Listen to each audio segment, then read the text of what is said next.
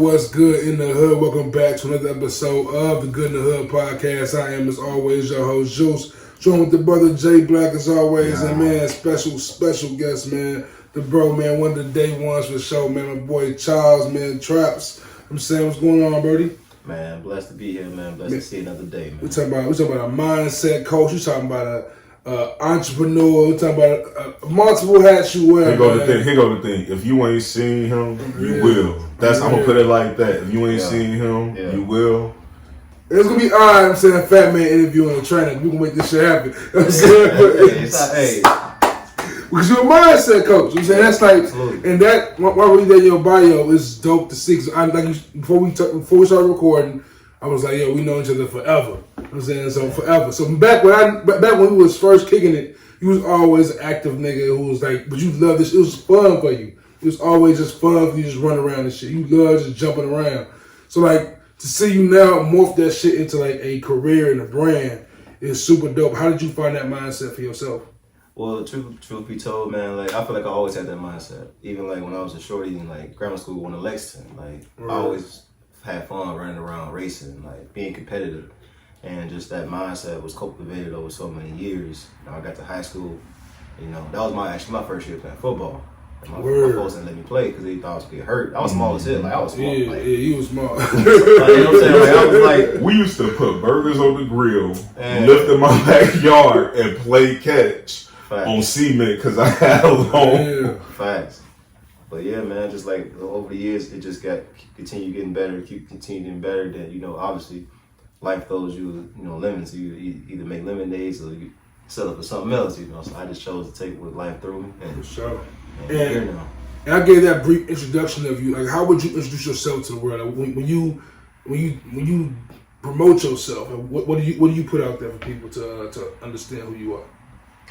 Usually something around the lines of, it's your boy Traps, CEO and founder of Training Day Fitness and Performance. I specialize in mindset coaching, online fitness, and then obviously I'm pursuing the Olympics too. So I always throw that stuff up in there. That's huge. That's hard, man. As on some bodybuilding side of the Olympics, we try to do the Olympics. Rugby actually. We do rugby. Yeah. See, you still have fun with it. It's like that's something I wasn't even prepared for you to say rugby. Yeah, I was like, he doing some bodybuilding, he gonna do some. Because you be out here with the... He's did, but you gotta remember, he did that already. Like, facts. Remember, what was that, 2014 maybe? He did, everybody was doing that one sideways on the pole. And I just remember him posting, he was like, wow, this is such a super big deal to y'all. And then he just did that, John. I was like, dang, man, it's just going crazy. But even in the Marine Corps, I remember before I even served, I just remember I used to look at you, and it was like one day y'all had a dip challenge going on. Yeah. And then I remember when you first walked up to the bar, and I'm like, they have no idea. He finna make their ass look stupid. And I wanted to say, I was looking at the video, you did like dips for almost a minute and a half before you slowed down. Just to kind of like hit their ass, like, all right, what's the record on the 5? All right, you knocked that out. And went on like your day was nothing. I was like, yo, I got to give me some of that. Man, I got to get. Thanks, man. That's all up here, man. That's it. Yeah. And how did your time over there, like, change your mindset? 'Cause even like we sit here talking about it, like you much. I'm saying, you look at you, bro. You know what I'm saying, nigga? Right. You know what I'm saying? You know what I'm saying? You know what I'm saying, bro? That's out here. You know what I'm saying, different, bro. You know what I'm saying, it's different. So like getting that mindset to like be disciplined and staying at that shit for so many years. I remember you born in New York and doing the. You know what I'm saying? Off the stoplights. You know what I'm saying? Yeah, I mean, like, yep. You know what I'm saying? That kind of shit, like just random. Like, I'm walking down the street, I'm gonna just hit this shit real quick, pull ups on your ass. Like that shit's fun for you. So what drives that to what makes it fun for you, I guess, is the question. So Truthfully, I just love the grind, bro. Right. Like, it's really that simple. Like, for me, I love the fact of, working hard, regardless what's gonna come with it. You know what I'm saying? Whether it be good, whether it be bad. I just love the fact of getting in there and, regardless of what I got going on, putting my best foot forward every day, going in there sweating, putting in work. Because I know something gonna come from it. 100%. I'm not too concerned about when it's gonna happen because it's all God's time, of course. But I truly, like, when you talk about a person that just fell in love with the process, like, I just fell in love with the process, like, in love with it. Because, like, one thing about your grind is, like, because I think everybody has this also, like, people think it's overnight success, but I remember you done had, like, 2-3 gyms at least, like, already on your own, and, like, you up and down 17th and Maywood, flipping tires, and people, like, training that, like, doing that work, like, what's your dream goal of it all? Like, you want to have, like, your own gym, your own show, your own series, or like, what's like the ultimate, like, this is it. This is when I know I've accomplished what I've been doing my whole life. The Olympics for sure, and then obviously especially in rugby, that'd be stupid hard, bro. Like, that'd be fun. It was more so like one of my main friends, like, he played for Team USA. We talk like pretty almost every day, and he introduced to it. So he was like, "Hey, you ever thought about playing rugby?" I'm like, first of all, I didn't know what the hell that was. I'm like, "What rugby?" Rugby is intense. Yeah, but I looked into it, and I'm like, okay, I mean, they can do that. You know what I'm saying? Like, they can do that. I can do that shit. Like, Yes. And that's how I got into it. That's like grade A athleticism. That's like 100% athleticism. It's grade A teamwork. Yeah. And it's grade A teamwork and communication. And the only reason I knew was some of my Samoan homies. Yeah. Like, when I tell you, they're like, and they're such a tight-knit group already. And even poly people, but I just remember all of my homies, they were Samoan, and, like, they had a little squad, and I was like, ooh, let me play that with y'all. I'll run y'all over. Wrong. Nah. You don't know how to communicate. You don't know how to work with a team. And then, but you don't, you really learn something not only about the people who you're with, but you learn something about you. Like, what am I good at? What are my shortcomings that I might need somebody to? Because, like, it's not like football where one elite person really might make that difference. If everything lines up, like in rugby, everything can line up for you. You still might take that L. Yeah. Like, it's a fight the whole time. Like, you gotta have grit. If you ain't got that grit, and, like, this is my thing though. Like, a lot of the cats I play with, they've been playing since they was 5. Right. Some of them been playing since high school, grammar school, whatever it was though. But me being the person I am, I went out there with attitude. Like, yeah, you got the skill, but can you outwill me? Like, you got this, you've been playing this long. And it's a way of life to do. You know what I'm saying? Mm-hmm. I'm out here, you don't know what I had to go through and overcome to get here. Right. Mm-hmm. You know what I'm saying? So I carry it on my shoulder every day. I go into practice, no bad intentions. Like, I'm here. It's business. It's personal. It's that Maywood in you. That gotta be what it is. I'm trying to figure out, like, man, there's something wrong with me or something. You come from so much. His pops got that grit though. Oh, God.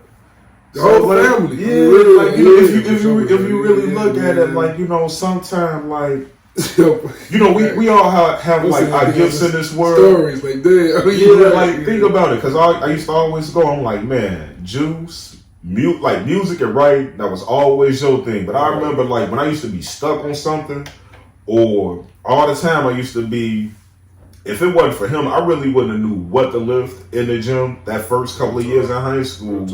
And I just remember going, I'm like, hey, you know how to use all of these. I'm like, I'll give you a spot. That's the one thing you never find when you need it. I'm like, I'll give you a spot, but I'm like, can you teach me? And, like, even at such a young age, he was like, oh, man, this is this, but you don't want to incline press if you just did the bench press. And I'm like, man, I just want to be swollen up to stop. Man, you had the genetics though, man. Like, I was like scrawny as hell. It was your ass. You had no stop button, jump. Like, was once you started, it was over. So I remember one time we was fucking around play wrestling. I'm like, yo, Charles, bro, what's going on? Yo, bro. I remember that. Remember how bad they got at him when he didn't wrestle in the winter? Oh, yeah. Oh, wrestling that was a different host. They was like, well, why won't you join the wrestling? And Yeah, that shit. I survived on a wrestling team for 2 months. I survived on a wrestling team for 2 months, man. All right, so I got a quick one for you. What's thus far in your life? Because we all, I ain't gonna say everybody age, but we all in that 30 range. What do you think has probably been the most difficult challenge you have to overcome? Man, look myself in the mirror and realize that I ain't got my shit together as much as I think I do. I've been there. You know what I'm saying? That's the realest shit I can say. Like, 100%. Like we give so much energy to one thing, complacency, and we think because we're 100% in that one area, that doesn't carry over to every other area. You gotta give 100 here, 100 here, 100 here. You know what I'm saying? He can attest to it for me. It's funny how you say 100% the one. I remember being so into the Army until I didn't get my way and things ain't go my way. And y'all know how I am. You can only talk this shit for so long. Once I know it's time for me to be up out of there, I get real high and mighty. And I just remember going, fuck these niggas in the Army, fuck this, that, the other. I got so much more shit going on for me back home. And then, I remember getting out, and it wasn't that I didn't have shit going on back here. Like, so many people, wonderful people. I remember even when I came home, he was like, hey, if you need something, come by, see me. And I'm just like, man, I got to praise the cat. Chris. Yeah. I remember bumping into Chris. Chris was like, man, if you need anything, call. Like, so many people. But the thing was, the one thing I probably needed, I just missed the camaraderie out of it. And I'm like, damn, I was so all in the Army, I never realized, man, once you get out, you might miss it. And today I really don't miss it because I got shit like this. I go to the gym all day, every day when I want to, but man, it was certain parts of it. So it's that good old grass ain't greener. You know what I'm saying? It's always something you're gonna miss whenever you the problem. It is, but like we were saying off camera, it just becomes such a big part of you. I really didn't have to be an individual, and say what you want to, waking up and not having to worry about what the fuck to wear is such a underrated thing in society. Honestly, it used to always be no matter what branch you go in, right place, right time, right uniform, and you'll be alright. That's it. Man, I knew how to look, they only give you only have 4 outfits to choose from. It ain't that hard. I knew whatever. It's the formal, the informal. And with all those fills, keep your extra shit in your car. I was always with the right uniform, and it's I made so many friends there. I fell in love there. I had my first ass whooping, and ain't nobody really kicked my ass before the Army. I done had a few scuffles and dust ups. In the Army, I really got my ass kicked a few times, and it humbles you because when they first get you out of basic, you think you the baddest motherfucker out there. Till you meet somebody who might be the baddest motherfucker. That's a great question. It's 15 to 20 of them motherfuckers too. It ain't just one. That's a whole squad, a whole company. He might be the runt of the litter. Exactly. Even worse of the best. Damn. No, that's really you said that though, because I wound up getting out with the first 3 black belt. But bro, when I was in my gray belt, when I tell you I was getting my ass handed to me, left and right, I'm like, damn. I don't know what's and I'm technically I'm sound everything, almost everything. I'm like, damn. And he only won the belt up. But it's not about the belts, it's about the person and the wisdom. You know what I'm saying? That's what it comes down to. What he been knowing, what he been training. I know it was big for the Marine, but every one of the militaries, they have a different fighting style. Yeah. And they have tournaments. And I remember these tournaments would be so big, so hardcore. A bunch of us went out. Me, I wasn't finna sign up for no classes.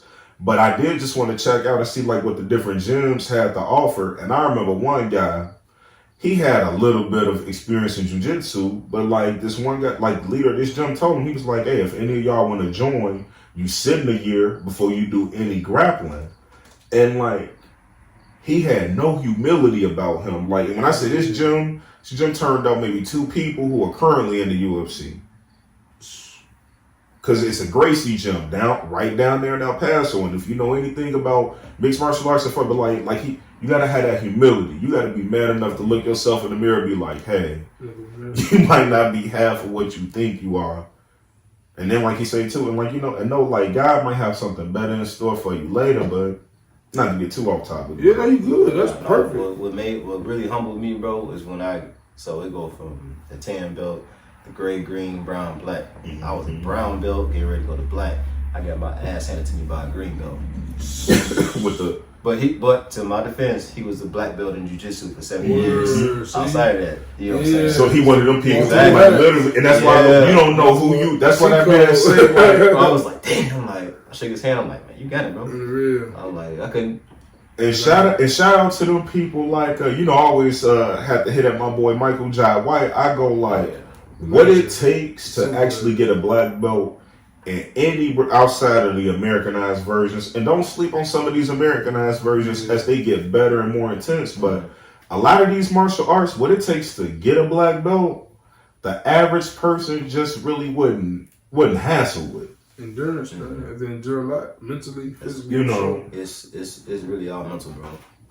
It's like your body give up on you for your mind. People don't like hearing, and then a lot of people don't like hearing you wrong or you're not great. Like we live in such a gratification society. Like me and you talk about it with social media all of the time. So many Come on, people, let's talk about it. Oh, please. Let's talk about it. Go ahead, likes, comments, and pats on the back. And the first time somebody tell you God, but you want to walk around there mad, you want to shoot up the whole world. But somebody else's thoughts about you. when honestly, you might come on, like, and I hate to pick on pretty people, but some people have been beautiful all their life, and all they hear is, oh, you so pretty, you so this, you so that. Well, I'm gonna let you know something. By the time you turn 30, you better have some fucking personality. That go back to what Traps was saying about the rugby players who were doing it until they was 5 years old. Like when somebody else come in with more fight than you, what you gonna do? Like you could be pretty your whole life, but when a bad bitch walk in the room, what's gonna happen when somebody? What's gonna happen when somebody pretty, but they grew up in a town where beauty don't matter? So they learned how to play the violin. They learned how to play the sport. They learned how to be a multifaceted person. Meanwhile, you ain't been nothing but cute your whole life. Like at the end of the day, like your money, your looks, like all that shit is removable. No, this social media, but this social media stuff, like granted, and like I say, I love that we live in a society where women can do so many great things with their bodies and do it how and what they want to, but like sometimes I go, are we really sexualizing ourselves just to get likes? Does that make you feel better? Like sometimes I really ask myself these questions when I be scrolling through these pages, because do you ever look through just a random person's comments? It's always, you know how the trolls be, and I get on them, but like a troll will be like, you really ain't that pretty. You really could have got your body done. I bet you don't go to the gym. Another thing I want to everybody get they like for real, because like people out here getting their body done, and I don't know who's put this out there, but I'm glad you here. As a certified kinesiologist, please tell the public, when you get your body done, you have to work out to support all of that structure that you've now reconfigured. But put it more scientifically for them. So. If they choose to get their body done, we live in a choice world, bro. Just to set the record straight, because a lot of people do know, I'm not actually certified. You're certified. I'm gonna tell you why. I'm gonna tell you why you're certified. Hold on, let's go there. Let's go there real quick, Juice. Nikes. East Bay. East Bay. How many professional athletes have contacted you? How many people contact you online on a daily? Just because the high powers that be that don't want to let nobody into the school because you don't have $100,000 don't want to say you are like you really. We just talked about 2 times you were on a pole doing unhuman feet. I'm gonna say this right now. I'm sure the Rock you've done a tough mudder. You've been. I'm sure the Rock ain't certified either, bro. I just like to put it out there. So I don't want people to be like, and for me it works though. So I don't ever want people to be like, oh, he bragged about being certified because he's not. Some people like they need that for another reason to hate, or be like jealous or envy. But I'm not certified, But at the end of the day, and to answer your question, Jay, if you do get surgery to maintain it, yes, you do have to work out. Facts. And the thing about it is, like, when you get those surgeries and you don't work out, it's coming back worse. The surgery that you had, the after effect, it's gonna look the same as far as them areas, but everything else is gonna be unproportioned. Fat, you still gonna be fat. You're gonna have a stomach. you know, you're gonna get more cellulite. It's just the nature of the beast, though. You gotta maintain and upkeep yourself. You know? Oh, and Lord willing, we all gonna live to be old one day. You don't want to be old with a whole bunch of fat in areas God didn't put it.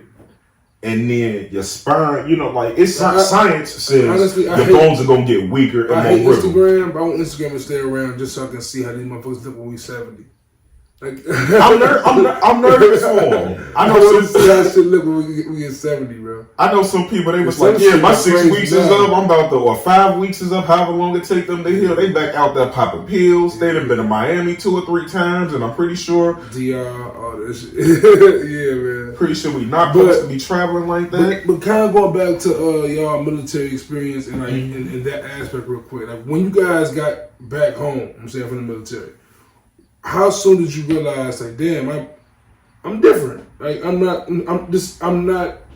not who I was when I left here. Like I've added more to my life. These experiences have changed me in ways. How fast did it hit y'all? Shit. It Bro, took me a minute. For me, it wasn't even getting out the military. I realized that. I realized that coming back home during the military. You know what I'm saying? Like coming where we come from, like being around ones that sell drugs, you know, gang members and shit. We just keep it a buck. I'm saying that's what it is. You know what I'm saying? I realized that. And it was never no malice towards them people, but it was like, man, I got a different mentality now. I got a different mindset. Certain things I gotta slow down. Exactly. This is not conducive to what I need to be doing. Mm-hmm. It's what I want to do because these are my people. Right. I love them, even to this day. 100%. But this is not gonna help me. This is gonna take me down a road I don't really want to go down. You know what I'm saying? It's backtracking. Yeah, it's backtracking at the end of the day. Mm-hmm. But I realized that, like, just coming home, like, a few times I came home while being in the service. You know what I'm saying? And when I really got back, after I got out in 2013, I'm like, man, I'm still doing the same things that I was doing when I was in the military, getting up at 5, you know, running 3-4 miles, hitting push-ups to every corner. You know what I'm saying? Like, I remember seeing your ass run from Harlem like to 25th. Like, this nigga really out here. Today was supposed to be what I call an active rest day, where you just kind of walk, take it easy. Next thing you know, the hill. Yeah. I walked down the path, I went up the hill, I jogged down. Next thing you know, I'm literally back at the hill. And I'm like, damn, how did you run? It don't... Yeah, man. The amount of coffee, you always make fun of me for how much coffee I drink. Dousing the coffee. Bro, I've never had coffee. But tell them the extreme lengths people to go to still with sunflower seeds. The worst one I seen was somebody put hand sanitizer under their eyes and then sniffed it. That's crazy. But it's different though. Like you know what I'm saying? Like I've been deployed to Afghanistan. You've been deployed. I had to do a pickup. Okay. Yeah. So like it's different when you preparing to go to a third world country, like other than like working a fucking job 9 to 5. Yeah. 100%. You got brothers and sisters that your job is to keep them safe and vice versa. So you might be on a 12-hour shift, a 24 or 48, 72. You got to stay the fuck up. I remember being on post, you know what I'm saying, that guard at Cop Payne in Afghanistan, we was on post for 48 hours. Just sitting waiting. Just sitting there waiting. Every military branch will tell you, hurry up and wait. But even going back to what you say, like going in somebody else's backyard, and the thing is, you're not traveling with rounds. I don't know how people see it. You're not traveling with no rounds. And well, maybe for the Marines it's different. We ain't travel with no rounds and our guns immediately, because we went commercial into Germany, and then from there they made us go over. Why they do it like that, don't ask me. I do not appropriate the tax dollars. Don't get mad at me over this, people.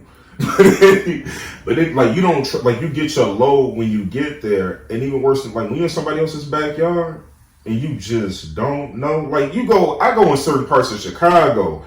If I don't know anybody there, back of the yards, little village, I just don't feel right. I can't stop taking a nap there. I can't pee there without looking over my shoulder every 5 seconds. I'm not gonna say I don't want to be there. I would like to be anywhere where I'm welcome. But when you know you're not really welcome, right? Like me, I have the paranoia of being a bouncer. So it's much less degree than y'all, but the paranoia be on me. Like I don't be like, what is the balloon news for the homeless Squeak recipe Squeak? And I was out of there immediately after the balloons went up. Like, I'm out because I don't know nobody in here. It's too weird. People I know, I hug them, show love. But I left. I left as soon as y'all left. On the real, it was like it's. I was there for you, Moon. On the real, like two other people. I'm like, I'm good after that. I'm like, this crowd got but faces ain't for so me. It's that feeling 10 times over, and you really can't sleep. Yeah, I know. One of the weirdest things to me too is like I'm not a parent, so I really don't understand that love. But like some of the cries, like you hear from parents and children on different because everybody's always so fucking close. That's why everybody know everybody's business. But like hearing people, kids, like some of them cries will get stuck in your head. I told you when we took that one family and had to break them apart. Like that shit haunted me. Like some of that shit.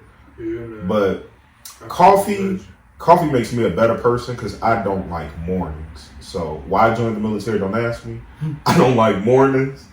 But coffee like helps me be a much nicer person in the morning. You know, you only know me from mornings working out, but y'all remember at school? I ain't talking to about 10. I swear, we didn't talk. I didn't talk to like, let's break. I went with John. He was like, what up? I didn't talk to John until we got to, Mr. Tripetti? Yep. When we got to Mr. Tripetti class, John was like, oh yeah, man, what's up? Yeah, you know. He's not lying. He's not I'm lying. not no more He's not lying. but the coffee hold. First course was never no talking. That's hilarious. Not the and like I say, coffee it curves for the people out there because y'all see me. I go up and down a lot, but at this point, it's fun for me. But coffee is a huge because it is. It's really like when I watched that one show and it like challenged these trainers to gain a whole bunch of weight. Like I was just going for 30 days, and I told you, Juice, I literally ate fast food every day. Man, y'all got me crying laughing. I literally ate fast food every day, but now I'm finna see, can I get it off at 45 this time? Because, you know, like, I go, if these is the people that they putting on TV, I'm not great. I know a couple of tricks or two, or, you know, I might could show a person a thing or two, but coffee, huge appetite suppressant. Then after that, just go ahead and get you some water. And I tell you what, if you don't lose weight from your appetite getting smaller, you're gonna pee so many times. You're gonna lose weight from the steps. So it's a freebie, y'all. So yeah, one of my homies was on there, Corey Taylor, man. Shout out to CT, man. It's called Fit the Fat to Fit. Mm-hmm. Yeah, my homie was on this. So yeah, it's dope, man. Yo, and talk about that, bro. It's like you also like, even though you very active yourself and getting yourself right, you've also evolved into, like we said from the beginning, a mindset coach. So you also are giving these tools to others the way John just was giving out just then. Like, what got you into that? What made you want to give back and help others? It was more so, it was an experiment that I made with myself. Like, nobody knows this other than my cousin. I told him, I was like, man, I want to see what would happen if I shift my mindset. I was homeless at this time. This was 2015 when I told him this. You know what I'm saying? So some people think it's just something that just came just now. No, I've been doing this shit since 2015. Sure. And I was like, man, I found out that if people can see themselves how other people see them versus how they see themselves, that's automatic. That's a hack right there. Yeah. Because some people see themselves for where they are right now. Yeah. Everyone else see you for where you could be. It's real. You know what I'm saying? So I'm like, wow, it's really that simple. You know, it's real. And once people understand that faith doesn't make it easy, faith makes it possible. So faith and doubt cannot exist. They cannot coexist in the same area. Cannot. Is it you're gonna be faithful or you're gonna be fearful? There's no in between. There's really no in between at all. You know what I'm saying? And then once your mind only registers two things: either get in or get out. Exactly. That's just like when you feel scared and when you feel excited. It's the same damn feeling. We tell our bodies what the process it is. You know what I'm saying? It's mindset. And it's so many different. Like, it's not something that can be done overnight though. What struggle? It's funny that you say that because every time I get afraid of something, and me and you talk about how many dumb decisions I make in life, Juice, but every time I really get afraid of something, I really try to dive in there. Yeah. Half the time, not all the time, but half the time, I wind up having way more fun than I do being scared. Now, the other half of the time, I probably should have been afraid, and that's just the normal humanity, but y'all know I ain't normal. Y'all hear the shit I say every week. So. But like even going back to like that training process for you, like, Because you've been doing like even like the workout classes for like years now at a certain point. Hold on, it put the Chicago spin on the workout class. First one I heard do that. He had the you see the Atlanta dude down there with the wipe me down on the cycling. You see all the Cali people with they different kind of trends, but like first person I seen throw some Chicago and some juke music at that. Because if you don't know about juke music, you ain't grow up here, man. Facts.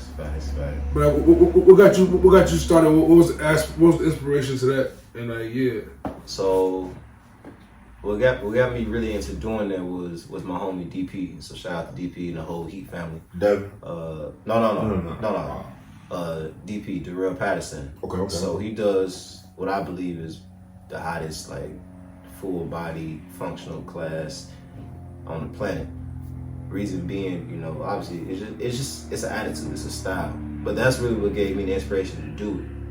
You know what I'm saying? And then obviously I didn't want to like steal his moves. Right. So I reached out to him. I was like, hey man, you know, you mind if I, you know, teach your heat class up here in Chicago? But, you know what I'm saying? I put a little Chicago spin on it and put the juke up in there. And that's really where it came from. That's hard. You know what I'm saying? And I was like, damn, like this shit works. You know, people love it. And that speaks to that. Because they having fun. Like it go back to what you said earlier. Like when you having fun doing something, you ain't worried about, oh, how many calories am I burning? I'm sweating, I can't breathe. You just having fun. Now you don't even realize that you about to damn near pass out. And as adults, that's one thing we really don't do. Like I don't know about y'all, but I go out of my way to have fun at least 2 times a week. Like sometimes you just gotta get out of that stress and all of them cortisol levels. Ain't gonna do nothing but build up. It'll make you stress eat. It'll cause unnecessary fat, and he can double down on it. I'm telling you, like, have fun. Get you some sunlight in your life. That way you're not so sad and depressed. Good source of vitamin D, but you got to do all that shit, man. And going back to that conversation you have with Justice DP, that speaks back to your fear versus faith. Like, it takes hella confidence to, hey, I fuck with what you're doing. But let me put my spin on that shit and bring it back to Chicago. So like that also speaks to like this brand you're building. So like even with your website I'm looking at right now, like just seeing everything you offer as far as mindset change and fitness and performance with Training Day. Talk about how you built that from doing those heat classes in the audience you have now, the following you have now. So truthfully, Training Day, I was originally Trap House Fitness. Trap House Fitness, facts. That's what it was. I feel like since like 2017, something like that. But Training Day is something I've been saying since 2014, because every day is Training Day. Word. But you gotta understand the mentality behind it. You know, every day is an opportunity to be great at. If you can't be great at everything, you're great at something. Exactly. Put your best foot forward. Every day is not going to be 100%. It's impossible. It's unknown. That would make you God, and nobody's God. You know what I'm saying? So that like Training Day was something that I was like, man. I sat down one day. I was like, I want to rebrand, redo the brand. I'm like Training Day.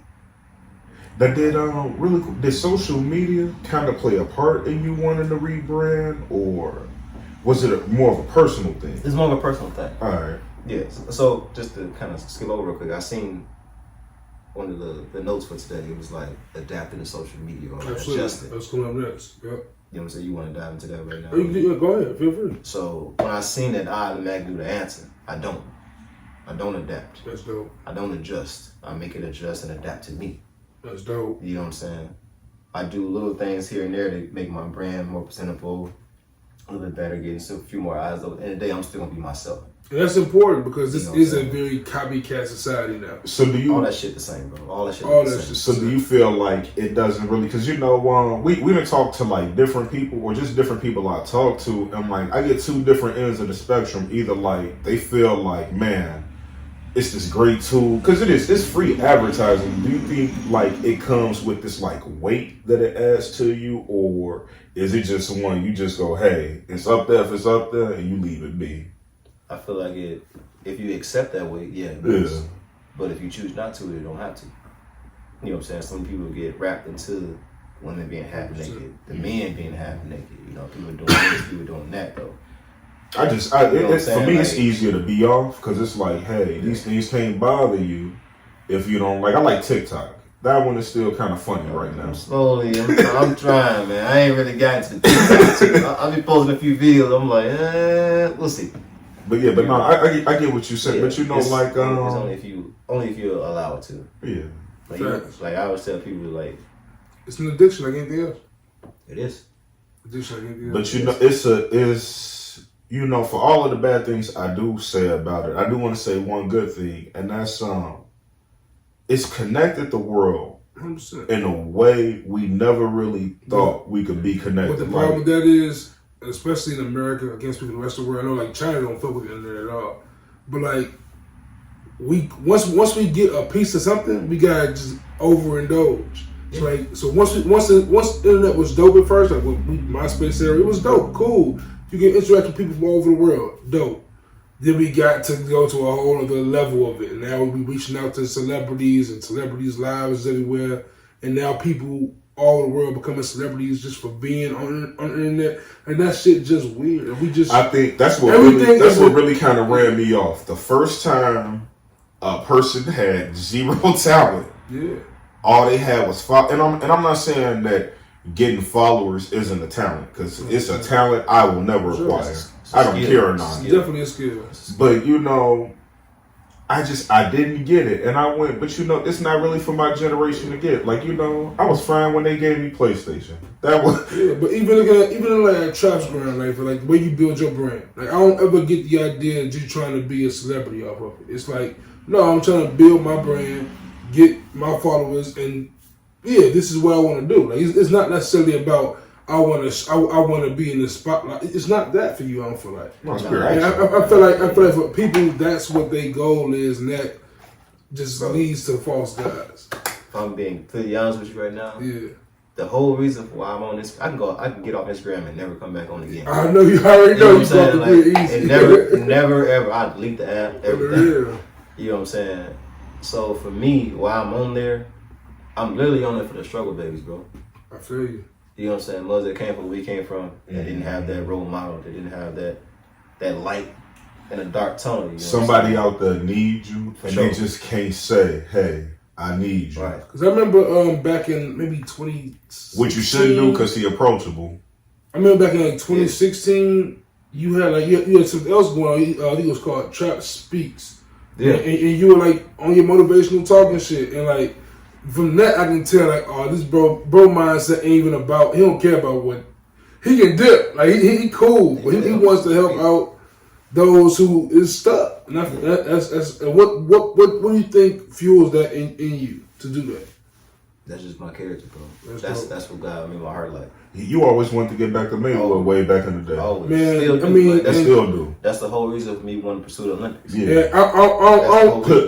Gotta put it back on the spot. And I don't want to get overly personal, but like, if we can cut this if you want to, like, but like, I remember like back when we was at your crib all the time, your moms had a daycare there. Like that's like in your, that's in you. Caring. Like it was a full blown daycare. I go home for your crib, we eat like a lunch or whatever. There's a bunch of kids around, like parents picking them up. Like that's dope. That's for sure hereditary, I feel like. But you know what? And me and you done had a few Maywood talks before, Juice. But one thing I did want to ask you about, I don't want to call it a gentrification, but you got to call a spade a spade. Like, and I know you kind of see some of the gentrification in Maywood, and like, as children of that city, like, you know, I mean, could I have bought a house there?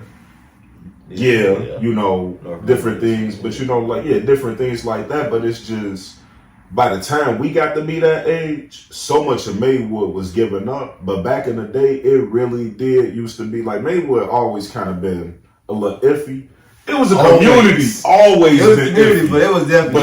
But it was a community though. Like, you know, we all knew somebody mama, somebody auntie, somebody something. That little ass town was the murder capital at one point. Yeah, you know what I'm saying? It's like, but it was a place you wanted to be. Everybody wanted to go there. It's on. You know what's funny about it? Like, I was having a conversation with my homies back in the day. I was like, bro, if back in the day, if you was from one part of Maywood, you don't cross that bridge to the other side of Maywood, bro, unless you know somebody. Like, it was that bad. Like, Garfield and Lexington used to get into all the time. Roosevelt and Garfield, like, it was that bad at one time. You know what I'm saying? Real. But, like, what I realized, though, like, you know, when you go to the Harvard, though, man, it was all love.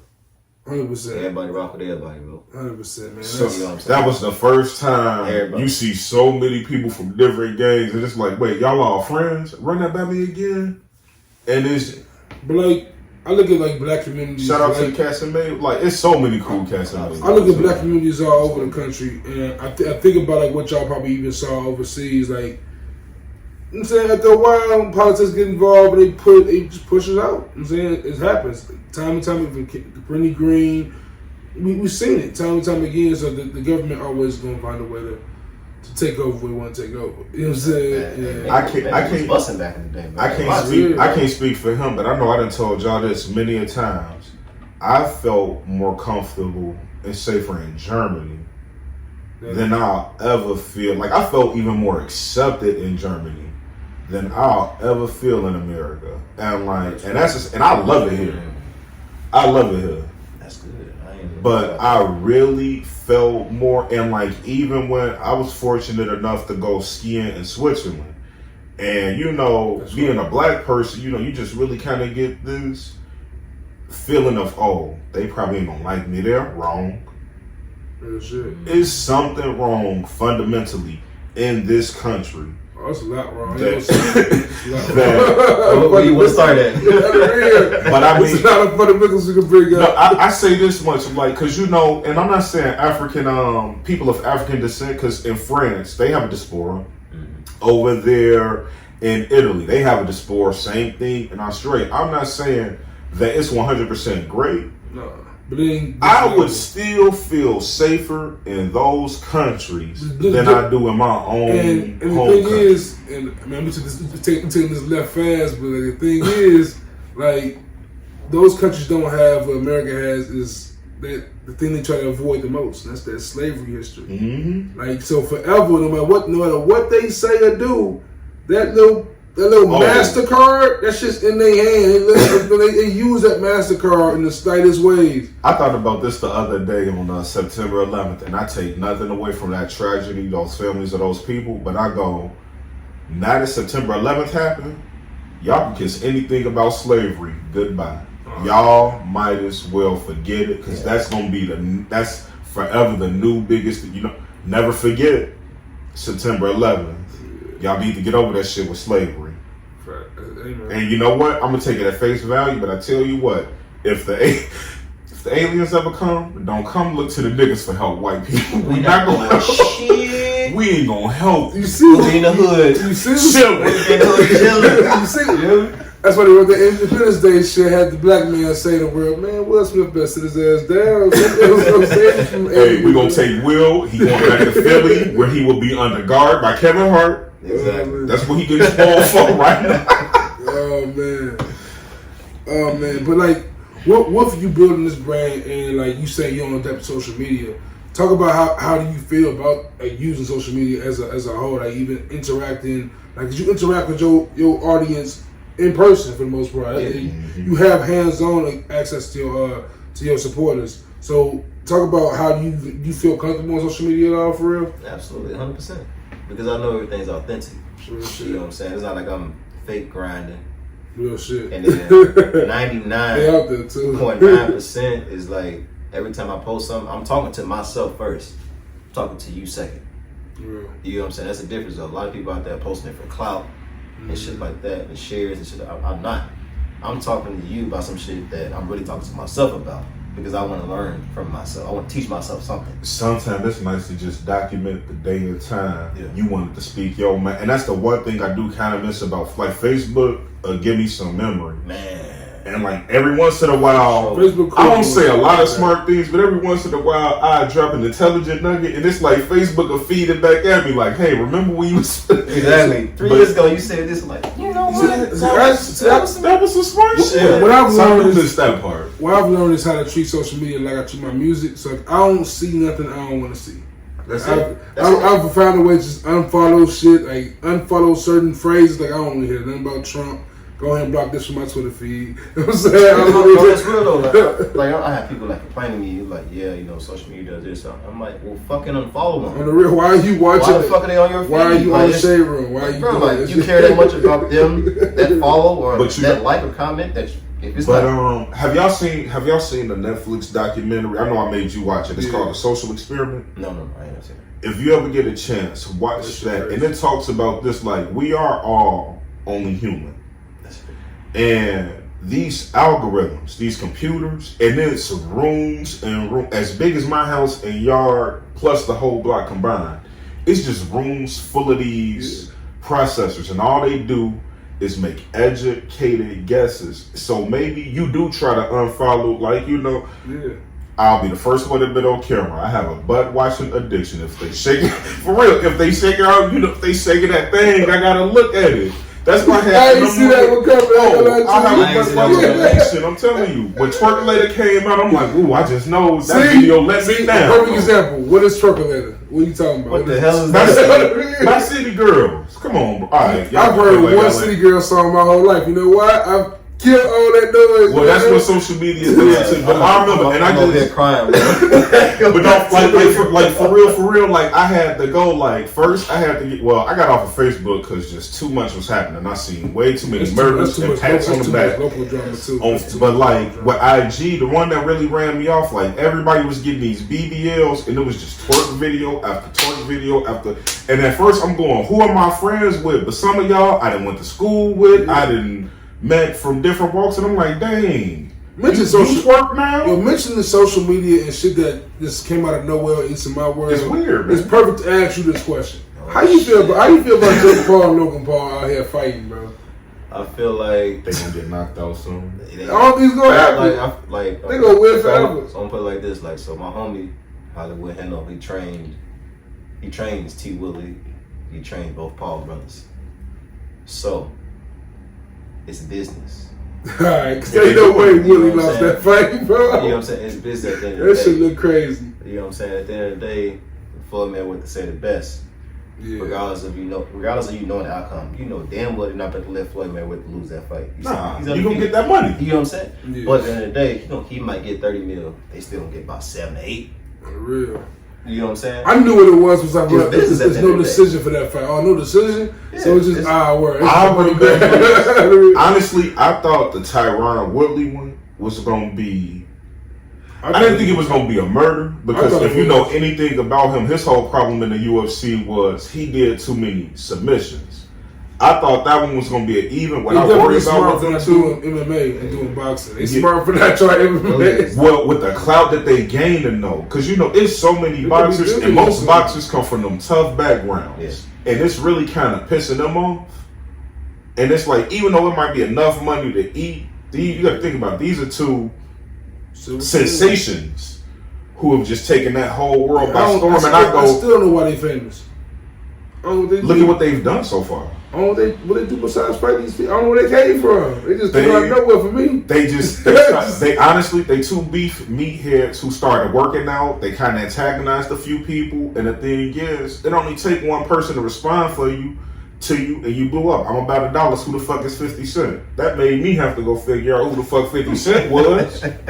Hove told me. I wasn't just out here G-Unit crazy in the beginning, so I say that, but eventually they're going to take a real fight with a real boxer. They did. They fought Floyd Mayweather. I can't believe that shit just happened. I'm talking about somebody who's contending. It's people who are contending. And like I said, they look at it with malice when maybe they should just look at it as a payday. They ain't going to fight old ass Mike Tyson right now. I don't care what they tell me. I don't think nobody will fight old ass Mike Tyson. I'm saying because Roy Jones caught a few of them joints. Alright, I know I said I would fight Triple H and all that. That's why I'm going to tell you that this nigga thinks he can beat Triple H. I would beat Triple H.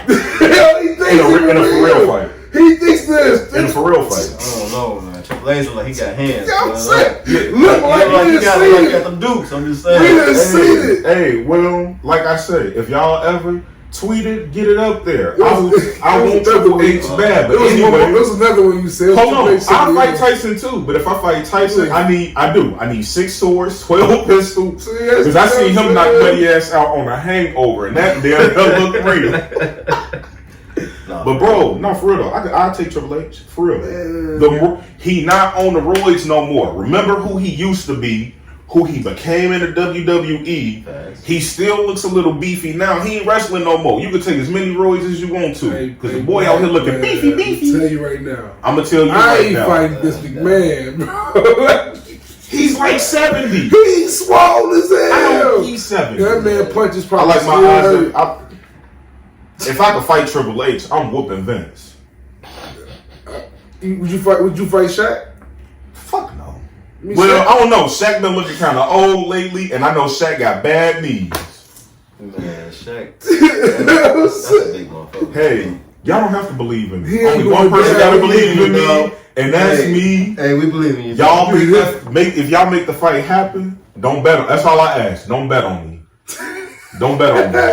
I want all the odds to be against me, because I'm gonna place everything on me. And when I'm rich, I'm gonna give y'all a little bit of remember, like, hey, remember that time y'all was like I couldn't whoop Triple H?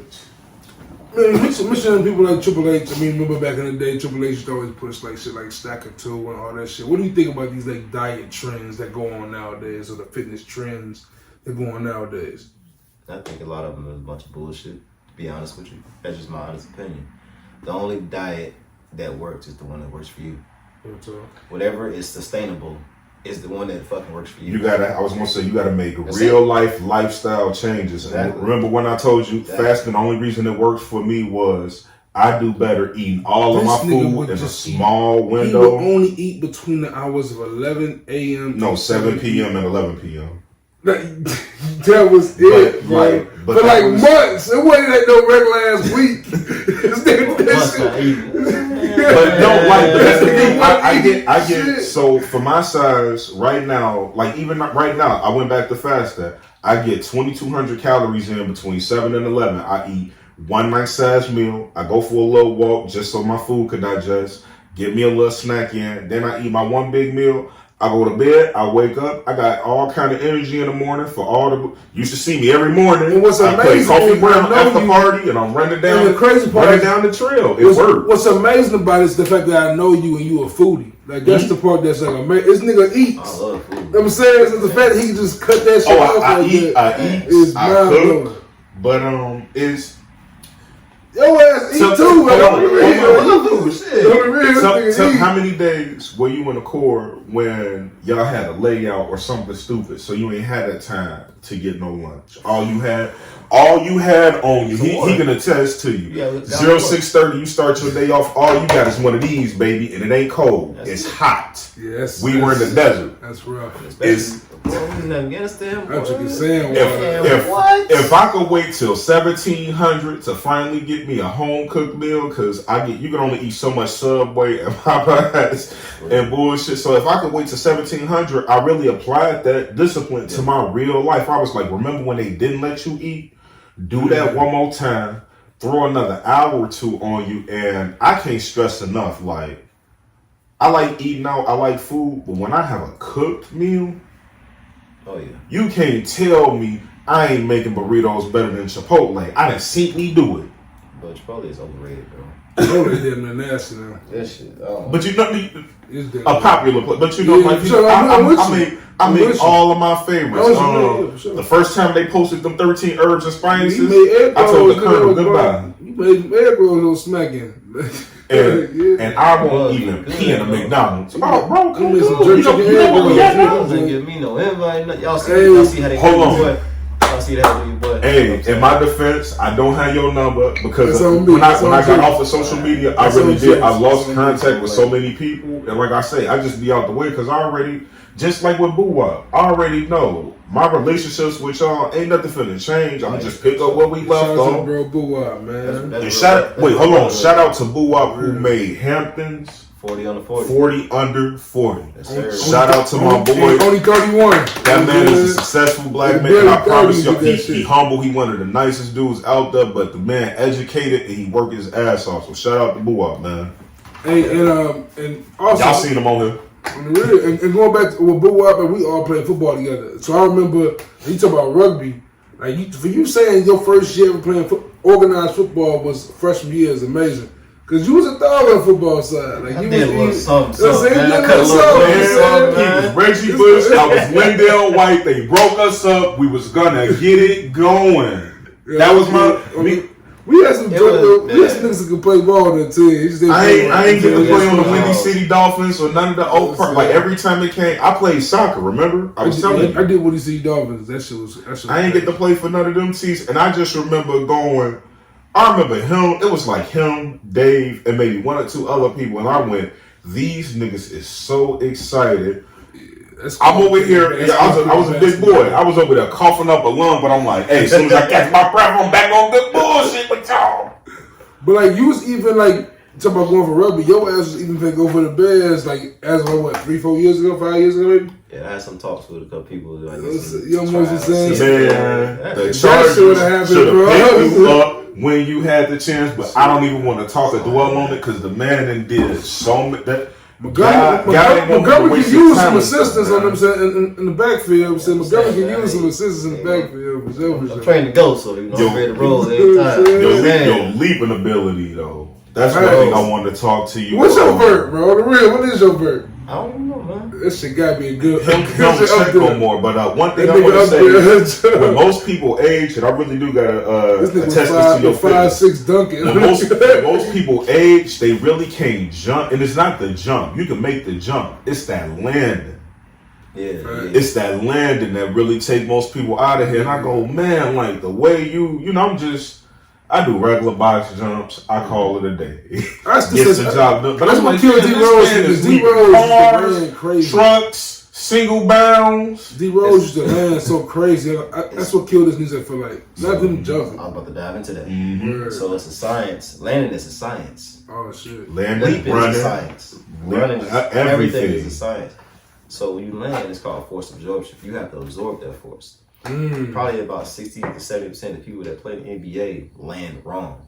They just have one leg and all that kind of shit. It could be the leg, it could be the angle, you know, it could be the force, the velocity. It just they haven't hit that one moment that's gonna take them to injure themselves. And when you put it all into one single point, you got to remember you don't want all that impact to go straight to your ankle. You don't want all of that. I get what you mean. That's why LeBron an alien. For real, he's a freak like that. Like, him, Giannis. Yeah, Giannis is super freak. Giannis, he just started playing ball at 18 or some shit. That's crazy. You from like Africa, right? Something like that? So Africa, by the way, agrees. Yeah, I agree, right? Because you know, when the war broke out there, like I said, the spores be all over there. When the war broke out there, them people fled only to them countries. And you know, all of these countries like, hey, take y'all people back. And it's like, these people can't go back, you know? So but shout out to Giannis. And wait, all his brothers made it out. And then into the NBA. They got a little brother like, or a little cousin or something. Two brothers in the NBA. It's three brothers. So they got another one in college or some shit right now. And he about to be a monster. Genetics, what? Man. So like, what do you think about the current Chicago Bears squad, man? What you thinking about it? Man, listen, man. What you thinking, man?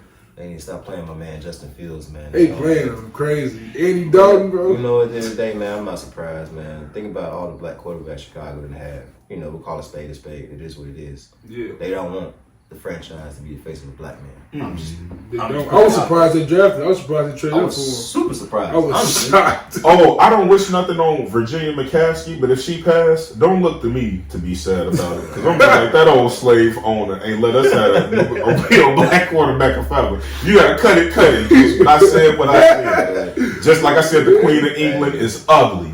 I stand behind them words, man. Y'all holler at him about that. I ain't got nothing to do with what he just said. No, but no, because like honestly, Virginia McCaskey, how long has she owned the Bears? At least 50 years.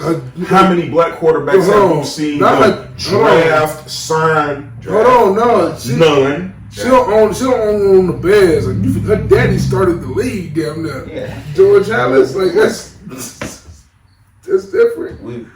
Justin Fields is the first drafted black quarterback I've ever seen. They traded Chris Leak was undrafted. Cordell Stewart was traded. And it was like one more, I think. They never let Chris Lee make it past the practice squad. And I knew he was lighting their ass up in practice squad because we used to watch it. Yeah. Do we have Vince Evans? I think it was Vince Evans. But yeah, man. Yeah, he was traded though. Yeah, he was came traded from like as well. Washington, I think. But like that. the fact that we drafted Mr. Trubisky over Deshaun Watson, Patrick Mahomes, so like I said, I don't wish nothing bad on him. But something like I would like to see the Bears owned by somebody else, because just like that, like Darren Amos with the Clippers, they really couldn't be that great team without a mindset change coming in. When the mindset of the owner changed, look at the Clippers organization now. The Lakers had to go spend the whole bank just to be able to compete with the team across the hall. When the Bears get new ownership or new management, maybe even some fresh blood pumped in there. Like I said, I'm not wishing nothing bad on her, but have enough humility to be like, hey, I've had this for 50 years and nothing. Maybe it's time for me to step up. I always feel like maybe if y'all was doing better with the podcast without me, I'd want to be man enough to be like, hey, let me step away. Let me work behind scenes. Let me do this, that, and the third. You gotta be that person. I'm sure at this point, the fact they ain't sold this, because I'm sure her kids probably want that shit. You know, I'm pretty sure that's why. Give it to them. Give it to them. If they start justifying, y'all deny my man a chance for rookie of the year. There's only 16 games left, and the man only got 1 rushing touchdown and barely any passing yards. We need to help him. You can't change the culture until you change the mindset. You know what I'm saying?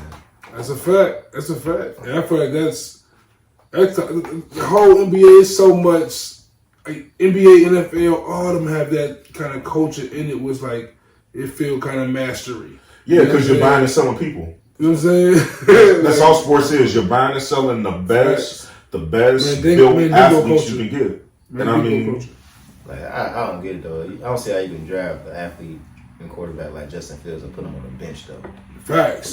This is no, hold on. I see how you can put him behind the bench if you have Aaron Rodgers, Tom Brady, something like that. Mahomes, Pat Mahomes, you know man. We have Andy fucking Dalton, and what's the other guy's name? Nick Foles. I forget he's on the team still.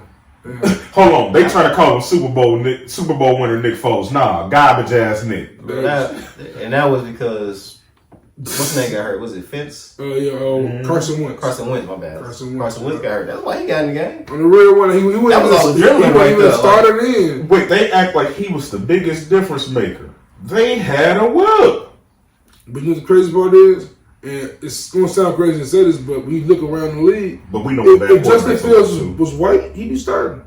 Absolutely. Look at Mac Jones. Mac Jones just stole Cam Newton's job in a blink of an eye. Like, no problem.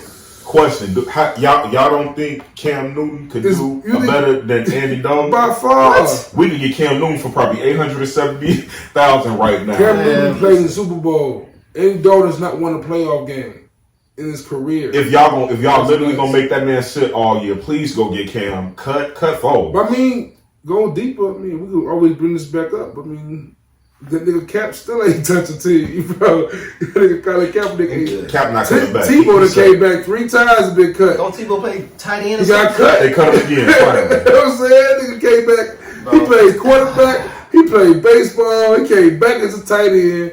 That boy just gets all the chances. I don't even want to get into that one. Hold on. Why don't we shout out white man? Your ass get all the opportunity. Why don't we shout out my boy LiAngelo Ball, who might get a second chance in the NBA? I hope we do. Thanks to his brother, though. The one from UCLA. The one who had a little trouble. He had a little trouble. That's all. He had a little hiccup. Yeah, we all had. It's a clip out from their Facebook show. They talking about like something he was eating in a China prison. It wasn't too bad. I actually invited me back. It's like to prison. He's like, hey man, like he kind of slow. Here's my thing, bro. This is my thing about people when people fuck up. I highlight that shit too much, bro. Y'all act like y'all ain't never fucked up. Just because theirs is publicized and yours was hidden and swept under the rug, bro. Don't sit here and bash this person, bro. I really hate that. The way that they did my boy, y'all remember how they did Mike Vick. Oh, man. Oh my! They booed him. Like, they still do, and I go. Roethlisberger still getting money. Roethlisberger ain't missing a beat. So we all know what Ben Roethlisberger did, and I go. Yeah, facts. Mike, some dogs. And Mike went to jail. 2 years, sat down. Federal time. They made him do that, and he still came back and played at an MVP caliber level. And I go, if y'all can't forgive that man, I already know y'all gonna condemn me for my sins, so let me not judge. No, and I went LiAngelo Ball. I really felt bad for him because I go, black athletes get one chance to fuck up, and the world be about ready to kill them. Man. Y'all was ready to crucify a lot of people. They was ready to crucify Deshaun Watson, and come to find out, this has been one of the longest investigations I've seen. And all that false. Yeah. And y'all still don't want to clear the man name 100%. Y'all still want to treat him like he a POS. Like, come on, man. That's the craziest story I've heard in a while. So shout out Jello, because if Jello make it to the NBA, he's gonna defy all of the odds. Because LeVar already said it. I'm gonna have 3 sons in the NBA. One went to the Lakers. LaMelo looked like he might be the new face of the Hornets. I think it's true because he lives next door to Michael Jordan. Definitely the face of the Hornets. He's the new face of the Hornets. And if your brother get on the Eagle, I'll take Jello on the Bulls. I'll definitely take him on the Bulls. He decent. Jello was a dog. Sure. He killed in the thing. What these boys gonna do this year, Chuck? Why I got you here, man? What the boys gonna do this year? Bulls and Bears predictions from you, man. You've been a hometown dude for a minute. I'm still a hometown dude. I'm always gonna be in Chicago. I was gonna say, ain't too many of us left. This is gonna be like, hey, I'm forever home team. When we playing, I'm always like, Bears my team, man. Man. You know, I grew up in the Devin Hester area. Man, facts. That's, you know what I'm saying? That's a youth for the big. Anthony Thomas, you know what I'm saying? Musa Muhammad came and revived his career here. Yeah, Cedric Benson, Thomas Jones. And R.P. Cedric Benson, man. Yeah, man. But yeah, no, I think. But how you think they gonna fare out? I'll be happy if the Bears win 9-10 games. I'd be hella happy with 9-10. I'd be happy with 9-10. Realistically speaking, maybe you probably gonna get 7-8. If he gets 7-8, man, now you better get the walking papers, bro. He better get them walking. He better get fired the second they get 7. Realistically, and I don't wanna throw numbers, but I'm gonna give you an over under. It'll be over 5, but it's probably gonna be under 9. That hurt my heart. That hurt. Yeah, that's but honestly, because I'm not looking at our players. I'm looking strictly at Matt Nagy. Honestly, at this point, I really don't think Matt Nagy have good control in that locker room. I don't think he had a control in the locker room he think he does. And number 2, I don't think he got a plan for any of these I'm going to tell you when he lost it. Because Matt Nagy, remember, he had a great first year. Yeah. After that kicker missed the 2 field goals, he had Eddie Pinero. He had Miles up there kicking from the same spot for the whole summer. But all that nigga lost his mind. Well, I know, man. My thoughts and prayers are with Pinero. I don't know if he got I don't know if he got death threats. He missed like 10 field goals the whole season. That was nuts. Oh, like 4 in one game. You know he had. Come on, if they did a death threat over that dude who stole that Cubs pitch, you know they was ready to kill Eddie. I'm like, bro, like you not gonna go for 2? Like you gonna keep the kick? Especially when that team went to win the Super Bowl, like we could have been them. Like that team won the Super Bowl. This is my problem with Chicago. You didn't want to pay Robbie Gould. So oh my God! You didn't want to pay Robbie Gould. I forgot that was the reason. Robbie Gould was who won most of the games for us the previous season. That's crazy. I forgot about the fact that Robbie Gould was just. That's how he got there. Well, you know what I just thought about too? Chris Lee. Yeah. We could have played him when we had Rex Grossman. Yeah, man. We've had some terrible football years. Like that's why is our only hope. When you think about the Bears, the brother is our only hope. When you think about the Bears quarterback, bro, our best quarterback ever, Super Bowl included, is Jay Cutler. That's horrible, bro. I mean, he wasn't that bad. That's horrible. Jay Cutler. That is horrible. Let's not forget about the 85 Bears now. Jim McMahon wasn't. But he wasn't no quarterback. That defense wasn't that Get the ball to Walter and let the defense work. Okay, get the ball to Walter, let the defense work. Let the defense work. I can't tell you a receiver on the Bears from the 85 Bears. They had receivers back then? Exactly. When the Bears on the Bears I can't think of a Bears receiver from the 80s. Honestly, that's why I go, it made me mad that they won't play Allen Robinson. Y'all won't pay that man, and he might be the best receiver I've seen here. No, because he's black. That's why I know. They pay Brandon Marshall. They pay outside Jeffrey. Got traded? Not yet. No, they just won't pay him. He said no. They just won't pay him. How the fuck you not? How can you not pay your leading receiver yardage? Because it's cheaper to franchise tag him. The same reason Alshon Jeffrey got Super Bowl, if we don't. Yep. Like the same reason. My man left the following year. Got Philadelphia, right? Yeah. He was like, "Are y'all serious? Y'all not gonna pay me?" Like what? We went and like you say, we wouldn't They pay Brandon. outside. Brandon Marshall and Jay Cutler were damn. I ain't gonna say they were brilliant, but they were dynamic to watch. They were deadly. We had Cutler, Marshall, Martellus Bennett, Forte, nigga, outside jump. We had the offense was stacked, defense was.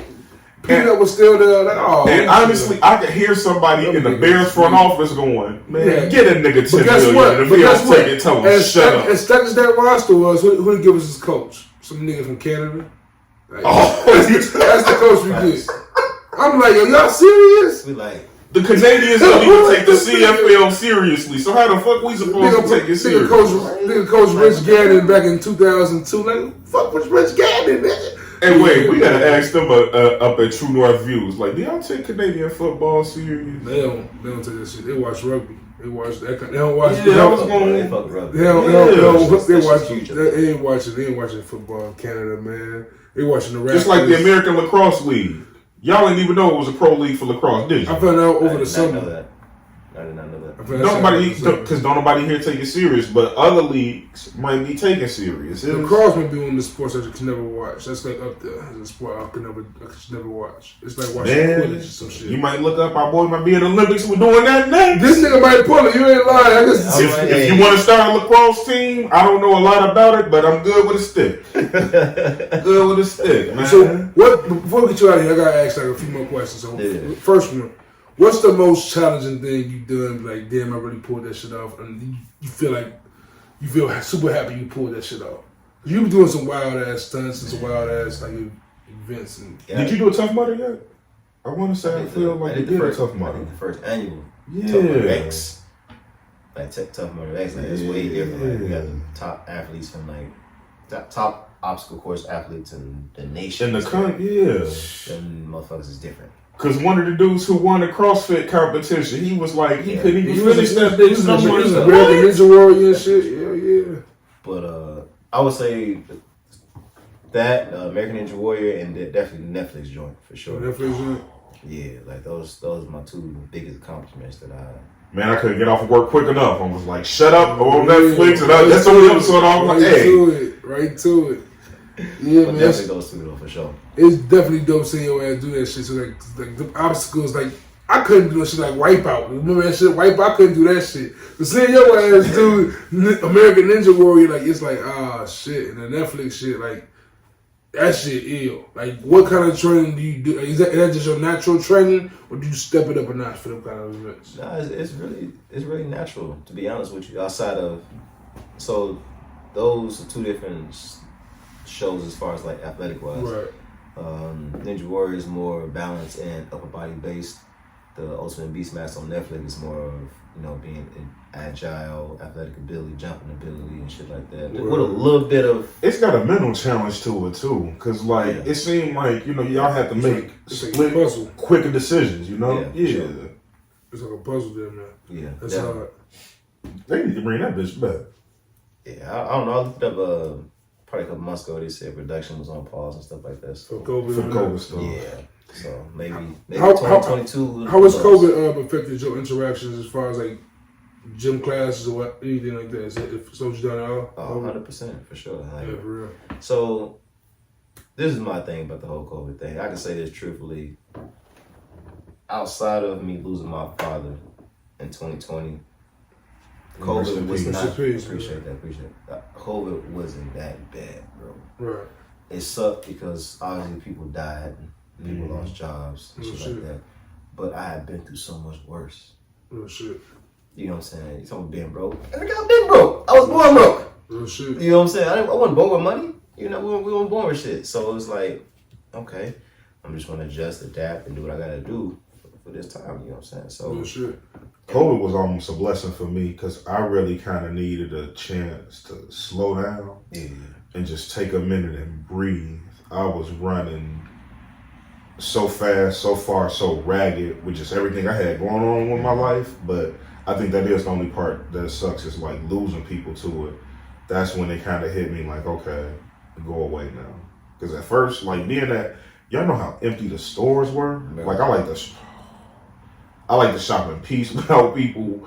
Like the stores there was no traffic. And anytime somebody get close to me, motherfuckers will go the other way. Like, oh, he got it. Like, nah, I just gotta get these. Like, damn, he got the vid. He got the vid. Oh shit! But yeah, like, and talk about like fitness, like the what's the one, the new hot one, the hip workouts. Like, what do those entail? Do you recommend those? The hip workout, absolutely. I love hip workouts. You know, how about hip versus CrossFit? What's the biggest differences, and which one do you recommend? CrossFit is almost a brand. CrossFit is a brand. CrossFit, and that's really what it came down to. Like, CrossFit is nothing but a brand that gives you a whole bunch of exercises back to back with short respites. HIIT, which is high intensity interval training, was like the full one that I had seen before. But yeah, just that high intensity training, that's just the one, and it's really what people really should be doing. To me, go in the gym, get done what you need to get done, move out of other people's way. Stop taking selfies and doing all that extra shit. And you are damn near, for real, like honestly, if people stop all the bullshit, they're damn near be in the HIIT workout. But people will finish 3 reps on the bench, then it's all right. Will you move so I can live, nigga? So, I mean, a lot of people got a lot of bad things to say about CrossFit. I like it because there are a lot of box gyms out there that aren't good. Okay. So they get a bad rap because of that, though. Me personally, CrossFit is for everybody. If you go to the right gym, the right coach, the right programming, you'll be fine. So man, it's hard to say one or the other, man. I love both, to be honest with you. Right. I love both. In a good workout regimen, though, keep switching it up. Like, if I can only do CrossFit for like a couple months at a time, it's just that's not the fun one for me. I like to, I am that person, I do if ain't nobody in the gym, I just like to stay in there all day, because I ain't got nothing better to do than, honestly, I don't have nothing better to do than being there working on my body. And then, more importantly, sometimes I really, right now, I was just telling you upstairs, I'm really trying to get into learning and perfecting my form. You know, I got decent enough form, or I learned good enough form, but you can always be better. I think that's the main thing. But CrossFit, I tell you what, you might think you in decent shape. Try CrossFit one time, see won't that shit break you off something proper. I definitely agree with that. I agree with that one for sure. Man, that's how. And how many different workouts you think you go through a week or a month? Truthfully, it depends on where I'm at within that month. So right now I'm in 15th rugby season right now. So my workouts have actually decreased as far as a weightlifting perspective. So I still been working out, but I've been doing more mobility, explosive, dumbbell work. Okay. You know, because you can't train like that during the rugby season. Your body's gonna break down. And me being 31, I need to hold on to every bit I got. Definitely getting up there slowly and surely. Well, years ain't stopping, man. And before we get to the I'm saying, talk about sports a little bit, talk about a lot of fun shit. You know me, I love music, talk about music all the time. I gotta know, especially you being in the gym doing what you do. You be working out. I be hearing the R&B playing, all right, Chaz, I hear you. So what you be in there? What you be there working out to? Man, listen, we kicking the dough, waving the fofo. Yeah, I ain't gonna lie to you. We getting right to it. That's just my personality in the gym. Bro. You know, I like to be turned up. I like to be crunk. It's energy, man. That's what feeds everything that I do. Energy, bro. Yeah, that's dope. You know, and obviously we know music plays a huge role in producing energy. Facts. Whether it be high, low, mellow, and you're saying no matter what it is, though. You usually got to try my signature R&B cardio, and that's when you get 10 to 12 of the saddest songs you know. I swear to God, bro. I promise you, it's comforting. It's comforting. You gotta see Jay when he in his mode, when he working out and puts on that the coffee brown joint. That's when he gets charged up. I'm telling you, because R&B cardio is the way to go. Whatever feelings, people be having feelings that they carrying around and walking around with, they don't even have no knowing. when you put them sad songs on and you be listening to them, and most people go, you can't run the sad music. Yes, you can, because your mind starts thinking like, hey, am I worried about anything? Am I troubled about anything? Do I feel it? Because when you listen to sad music, you can't help but think of sad shit. But if you're not a sad person, you just gonna be on your run. But if you're a little sad, you might have to stop like 1 or 2 away. Get right back on to your run. No, that's real. Do y'all think try it out? Do y'all think that music distracts from the exhaustion, or is it help as far as overcome? Which one would you? How would you word that? Does it distract, or would you say it helps you overcome more? I think both actually. For sure. Depending on the person. For me, I put on music. I'm not ever thinking about the physical pain. Like it's never like a second. That's just fun for you. Like, you know what I'm saying? Like, I don't think about it, no matter what it is. But it definitely helps some people like push through. Sure. Some people need that. So I always tell people like, hey, whatever you need to do to get through this workout, this exercise, you do what you got to do. I look forward to actually waking up sore the next day. A lot of people say like it's crazy, but like every once in a while, like I just get a kind of certain soreness where I go, oh, I can't do shit but walk, and then get a hot bath. You see, I got my little foam roller, both of my yoga mats. Okay. Yes, like it's one of the best things to me. But it's like, and I think it really comes from, it's the reward that I get from, hey, I put in an honest, hard day's work in the gym. Like, like I don't need the world to pat me on the back, because I promise y'all, I be walking around. Good job, man. Good job, man. And every time I get super sore, I be like, oh man, look at you in the gym cutting up again. You trying to be cool, huh? Like, but it's such a great rewarding feeling. Like I be saying the crazy, like I don't know how the rest of the world get through their day. I just be talking all kind of funny shit to myself, but that be one of the ones like when I promise y'all my arms are so sore from the other day. Oh shoot, what's that, Tuesday? From Tuesday. That was yesterday. My arms are so fucking sore from yesterday. When I woke up this morning, I was trying to get up like this. I'm like, all right, well, we'll be using our legs today. That's real. That's rewarding, though, man. But man, I appreciate you, number one, coming out. Oh, come on, man. Now, before we get out of here, because like you kind of dodged the music shit a little bit. I need to know who you listen to. I need to know who you. I hear Griselda in the background time to time. And who you be listening to for the most part, either working out or not working out. So like a lot of people don't know, like when I'm about to work out, bro, it's a process. Okay. Like first thing I'm gonna do, I'm gonna turn on like either like some Eric Thomas, some Inky Johnson, or like something like inspirational. Right. I don't like the word motivation. I like Inky. You know what I'm saying? I turn it on, I let that get into my blood. I'm sitting there, I lock in. This is usually after I did my yoga, after my meditation. I put that on. After that, if I got pre-workout, I get it. If I don't, fuck it. It don't really matter because I don't need it anyway. Right. But I usually go with, gotta go with Lil Durk, King Von. You got it right now. You know what I'm saying? I do grind the mellow sometimes. Shout out to Memphis. Saba. Saba, Sweet. Man, R.P. Sweet for sure. Rest in peace to the and then for some reason they go from there. They go right to DMX, Locks, Jadakiss, Hove, you know what I'm saying? Dipset, Jewels. The old labels. Man, from there jump down to the Nip south. Definitely a one. Come on, man, for sure. Then he goes to the south.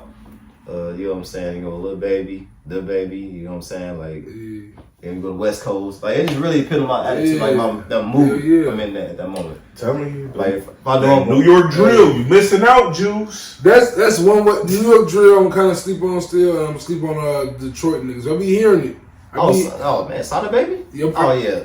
He be going crazy. He put me on like 42 Dub. Scuba Steve, fuck you, me. Scuba Steve, 42 Dub, my homie Lloyd Baby. You know what I'm saying? Man, I'm telling you, bro. Like, yeah, for sure. Like, I fuck with like Detroit. I fuck with like Bodie James, but I ain't getting to the Sada Baby side yet. I'm gonna tap in.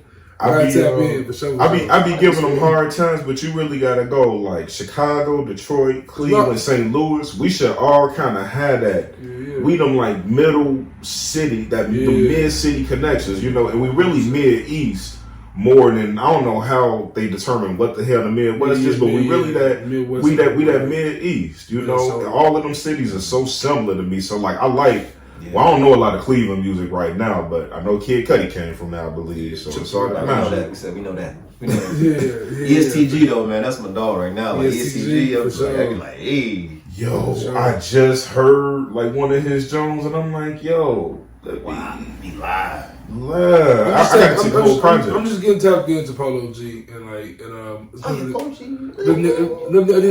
Big E or Big G, something like that. He out there too. It's like, all right, this nigga decent. It's a few. Yeah. I'm getting into the drill world. I'm trying. It's so many people out though. Yeah, there's so much music out. It's like going back to social media. Like it just opens the world for everyone to get in, and it's dope to on a certain side, but it's weak as hell on the other side. You know what I'm saying? Yeah. But before we get you out of here, I gotta like tell everyone where they can find you, where they can follow, where they can sign up for training day, and all that good information, bro. You heard that just now? Training day. That shit sound good. Training day. That shit sound good as hell, don't it? I need you to go with the King Kong ain't got shit on me. You know what I'm saying? You know what I'm saying? Like this is sound good. Like, yeah, training day. Yeah, bro. Man. Definitely find me on Instagram at @traps6_. That's @traps _6. And of course, my website www.trainingdayperformance.com. Man, that's it, man. Hey, appreciate you, brother. Your story is incredible, man. Your story is incredible. Your message is incredible, and your grind is like, yo, next level, man. It's motivational to say the least, for sure. Greatest compliments anybody can man, man, for real, man. Love to the family, love to you, man. Always, man. Appreciate it, man. Jay, you follow? You get follow anywhere today? I know you on social media. I really ain't been posting because I want to leave my last post on Twitter, but I'm still at the Crib Joe on Twitter. I might put my TikTok out there one day, but y'all don't get that kind of inclusion in my life. For sure. Follow the pod on Instagram at Good in the Hood Pod. I'm on Instagram at Juice in the Hood, Twitter at Juice in All Hoods, Pod, Good in All Hoods. Hey, and I'm gonna start logging in on the Good in the Hood pages. So if you see it from Jay, that's me actually replying to some of y'all because I want to interact with more people out there. That's all. I like that. I like that idea a lot. And also, man, go to the website, get the merch, man, goodinallhoods.com, man. Until next time, stay good in all hoods. Peace.